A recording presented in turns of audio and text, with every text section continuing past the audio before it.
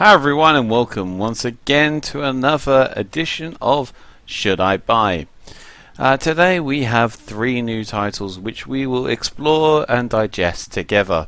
And as always at the end I will come with a summary, conclusion, and I will give you my idea of whether or not you should buy these games.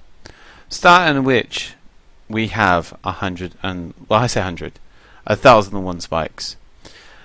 Following very closely with 140 or 140, depends on how you say it. And finally ends with 1993 Space Marine. So these games are lined up for your enjoyment. Please watch the next 5 minutes of each of those games and the conclusions. And as always, please feel free to comment during the videos and engage with me so we can discuss what you feel, how you got on with the games, and whether or not you've actually bought something I suggested. So please do get in touch and enjoy 1001 Spikes. Hi everyone and welcome to a 5-minute playthrough of 1001 Spikes, or shall I really say Aban Hawkins and the 1001 Spikes, the Temple of the Dead Mourns the Living. So you may already notice there's some interesting things going on the screen at the moment, and that's because I have been playing this prior to get some understanding how the game actually works, and also to sort of show off to you guys how this actually all kind of comes together nicely. But another good thing is that we have some very interesting things going on. For example, my character Noaksey is actually in this game. So I get to show off. Okay, so without further ado, just to break it down a bit for you, what's actually going on. Actually, yeah, let's go back to one map. I think let's go right back. Go right back. This is gonna be really hardcore. It's been a long time since I was over there. Okay, so we're gonna go back to the stage 1 of 1 and sort of talk about this in detail. While I'm at this, when I'm sort of showing you this game. So we got jump, which is using the controller is A, and high jump, which when using the controller is Y. X is attack, and you sort of throw the thing. And if you're close to an enemy, you can actually do a dash attack. And the idea of the game is to collect the keys and get to the exit. Of course, if you can find the hidden skulls on the stage, that also gives you some kind of benefit or bonus. So Aban Hawkins races into the frozen tundra of the antarctic, undiscovered temple ruins, and the vast caverns of South America in search of his father and the legendary treasure rumored to lie behind the golden doors of Pokemon. So that just gives you like a breakdown of all the sort of the blurb as to say on this game.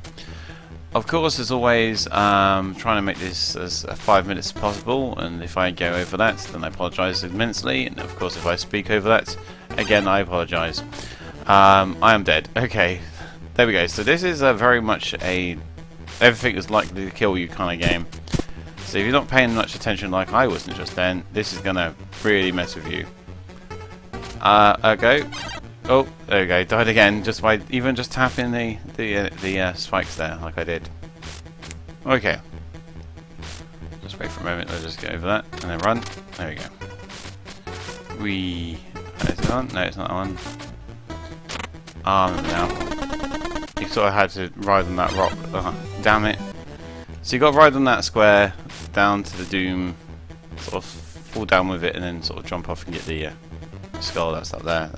You just can't make it as a high jump. With the high jump, I should say. Whee! There we go. And there's that proven there. Okay, so some features. So you start off 101 lives to pass 100 plus levels. Devious traps throughout the stages and levels here. Each of the levels are very cleverly designed to ensure a variety of challenges, and in essence they will definitely test your skills and reflexes. There are every reason. Oh, damn it. There we have it, 1001 Spikes. 5-minute playthrough with myself. So to give you a bit of a breakdown how I feel it went, and just to discuss whether or not what my verdict is, really, I suppose. So the game is very much about challenging you, making you do things, frustrating you. There's also a multiplayer element to it as well, which I think is really, really cool. And it just really is one of those ultimate challenge games. So if you're very much into things such as platforming, like dangerous twitch controls, this probably is going to be the game for you. Now, at £9.99, that you can't argue with. As you saw quite early on, there's quite a few levels, increasing in difficulty as you sort of move forward. I think there's like 100 plus levels, in fact. You have, as I mentioned before, local co-op as well. There's some elements of versus, I believe, into this as well. And as you progress, the story unfolds and you sort of get involved with the character Aban Hawkins, and basically see what's going on with his father and all the sort of history behind it too. So my verdict, put into consideration the costs and the amount of levels and how fun it can be when you get it right, I'm going to give this a buy. Moving on next to 140. I'm not quite sure how to say this. Hi everyone and welcome. This is me, Noaksey, and welcome to the 5 minutes of 140 or 140, however you would like to say it. Just to give you a bit of background information about this game before we kick off, 140 is a minimalistic platformer which utilises colourful graphics, rhythm and awareness to allow and help you to overcome obstacles, controlled by the energetic and yet melancholic electric soundtrack. So this game will change, will challenge and will impress, no doubt. So without further ado, let's have a little go. So this is me, I'm a little square guy that's floating there in the centre of the world. A is to jump, and that is all the commands you have. When you're standing still, you're square. When you jump, you triangle. When you move, you're circle. So it's worth knowing those things. Booding. Okay.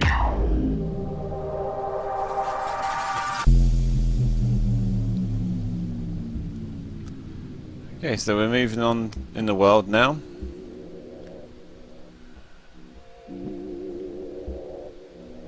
Not quite sure what that does just yet.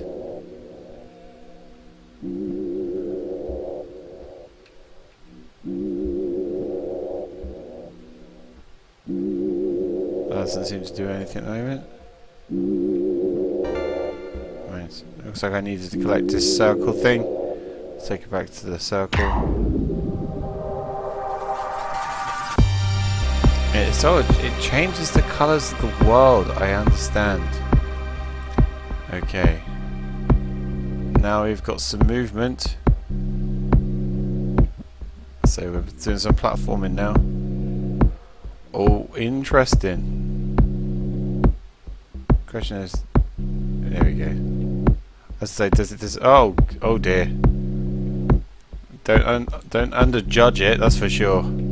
Go for the jump. There we go. Let's get up here. Right. So.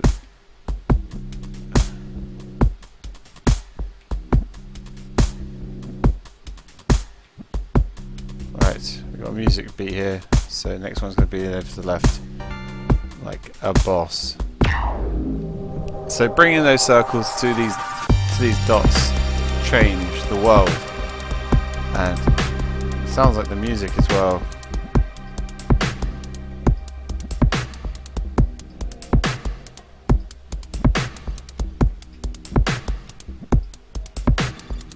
Interesting stuff. Right, so this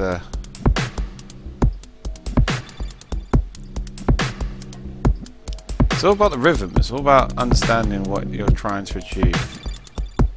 It feels like there's something going to be down there, doesn't it? I'm not quite sure if that disappears when I move. No, okay, cool. Oh.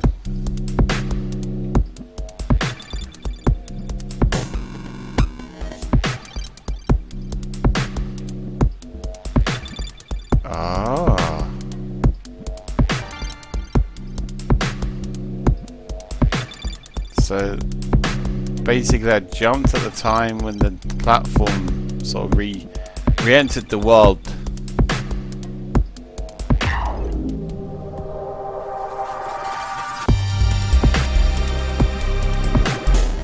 Oh dear.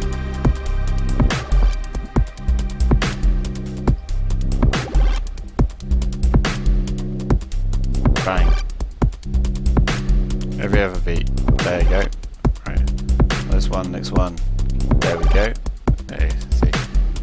It's all about listening to that beat.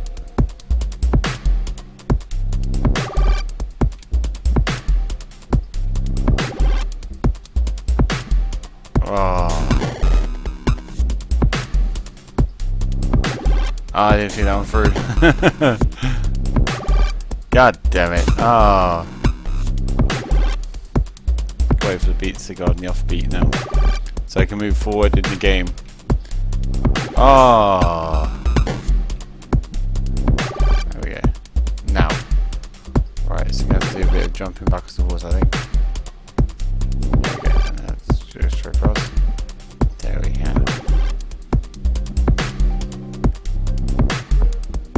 So that was 140 or 140.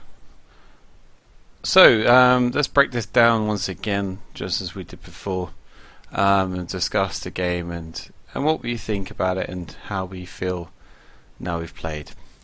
So to recap, the game is very intriguing and interesting at the same time. The fact that you are a unfeatureless character is interesting, and that the game will change, and as it progresses it gets incredibly hard, and it really challenges you. Every time you progress in the level, of course the music changes, the tempo kind of changes, gives you an idea of what to expect, and then the challenges will adhere to the style of them and the music that's in the background, which again is really, really cool, and something I absolutely like to say about this game. So let's talk about the price tag of the game itself. So the game is currently on Steam at $3.99, and that's UK pounds. So I personally think that's a fair enough amount of money, especially when you consider that it is challenging and it is very colourful and easy to pick up and easy to play. As far as like the control system. Now to diagnose it a bit more about whether or not I think you should buy this game. So because of the interest and intrigue this game's given me, and because of the price tag, I'm going to give this a buy. So moving on next to 1993 Space Marine. So hi everyone and welcome, this is me Noaksey, and this is a 5-minute exploration and playthrough of 1993 Space Marine. So to give you some feedback, some information before we delve into the tenderness that is this game. 1993 is all about space shooter, like honouring the classics such as Life Force, R-Type and Vernon 2. Or Xenon 2. And basically it was originally made in 1993, but they actually did some faffing around to bring it into today's normalities. So we have two modes. We have normal mode and hardcore mode, of course, as always. I say as always, I am gonna go normal mode because I'm not stupid. Blue player I'm gonna go with. So this one's a bit weird. This is actually making me utilize the arrow keys on the keyboard. Not many games do that at the moment, so this is very unique in how this works. Spacebar lets me choose stuff, so I'm going to be going straight into this. So I think spacebar is actually fire. I'm going to go for the very interesting looking one. No, I can't. I ain't even got the money for it. This guy? Let's go this guy. The yellow guy is proper interesting in looking. Can I go maybe put a gun or some sorts in there? No? Nothing like that. Okay. Nothing at all? No? Okay, cool. Looks like I'm going to go in completely blind. Okay, so we have got a gun. Okay, excellent. So, very much keyboard driven, spacebar is fire.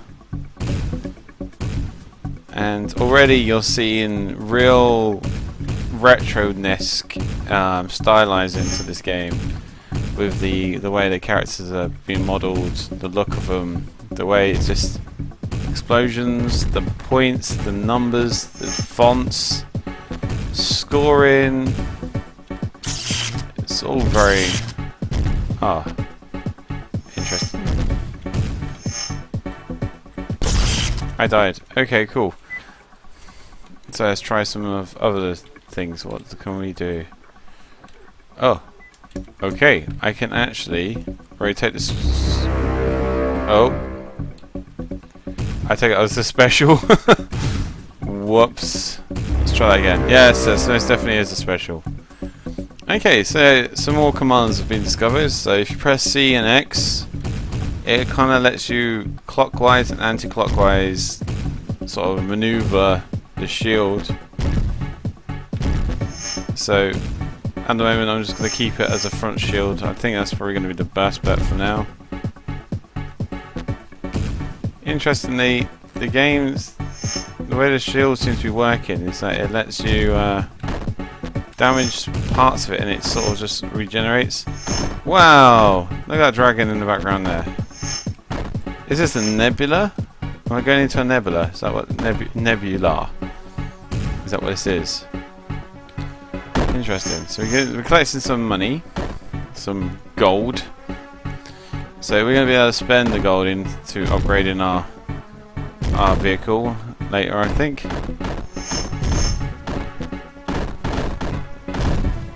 Because keeping a tab on the fact there's like bits of asteroid and meteors flying around everywhere at the moment. Oh, didn't like that.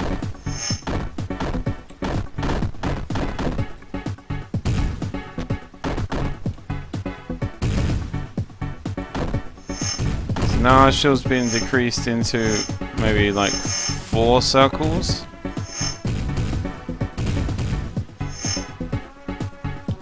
It's not regenerating anymore, so it's not always regenerating.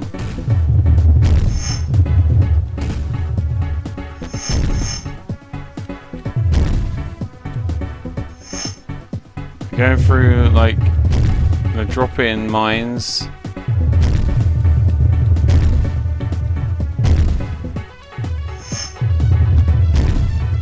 So that was 1993 Space Machine. Just a quick highlight.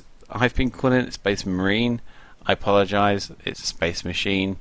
Let's move on though. So the just to go back over the game. So as you saw before, it's very much a side-scrolling shooting game. Very. It's all about. It's very retro in its way, but it's not at the same time because it was retro. It wasn't retro when it was made, but it is now when it's been kind of remade. It's a very unique game. I've not played many of these kind of genres recently anymore, and it took me back. It was very much a nostalgia-driven game for me at the time when I was playing it originally. The difficulty levels exactly as I expected it to be, and the gameplay is exactly as expected it to be. This game is very much it's good. It does what it says, what you kind of expect it to do. If you're somebody like myself and used to play these games in the past, it's kind of like, yeah, this is exactly what you wanted it to achieve and to do for you. Just quickly, just going to highlight the costs, the price tag on this game. So currently on Steam right now, you can buy this game for £5.99 UK pound. So again, it's one of the things. It's very much a fair price. It's been around since March this year, 2016. So it's good. There's much more I can say about it. But do I think you should buy this game? that's what we're here for. So for me personally, I like that game, but I'm personally not a side scroller game player. But the price tag alone is a strong point at $5.99. So even though I'm not normally a fan of these games, to you guys I would say buy this game. It's good. It's very interesting. Controls could possibly have been done to be controller supported. I couldn't get my controller to work. Maybe I needed to do something, but ultimately, yeah, I like this game. It was good. It was solid. And that wraps up our third and final game. So once again, guys, please do not hesitate to comment and share your thoughts with me.